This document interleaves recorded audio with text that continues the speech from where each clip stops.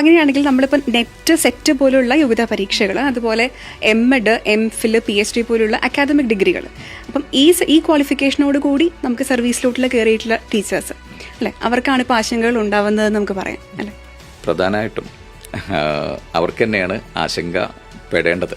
അതിനുള്ള കാരണം എന്താണെന്ന് വെച്ച് കഴിഞ്ഞാൽ, സുപ്രീം കോടതി ടെറ്റ് ഒരു സ്റ്റാറ്റ്യൂട്ടറി യോഗ്യത ആയിട്ട് പറയുന്നത് കൊണ്ട് ഈ അതായത് ഉയർന്ന തലത്തിലുള്ള കുട്ടികളെ പഠിപ്പിക്കാനുള്ള യോഗ്യതാ പരീക്ഷകളായ നെറ്റ്, സെറ്റ് എന്നിവയും, അതേപോലെ അക്കാദമിക് ഡിഗ്രികളായിട്ടുള്ള MEd, PhD, അതേപോലെ MPhil ഇങ്ങനെയുള്ള യോഗ്യതകളൊക്കെ എല്ലാം നമ്മളുടെ ക്വാളിഫിക്കേഷനായിട്ട് അംഗീകരിച്ചിട്ടുണ്ടെങ്കിൽ പോലും ഇനി മുതൽ, ഈ വിധി വന്നത് മുതൽ ടെറ്റ് മാത്രമാണ് ഈ ഏരിയയിലുള്ള, അതായത് 14 വയസ്സുവരെയുള്ള കുട്ടികൾക്കുള്ള ഒരു യോഗ്യത, സ്റ്റാറ്റ്യൂട്ടറി യോഗ്യതയായിട്ട് പരിഗണിച്ചിട്ടുള്ളത്.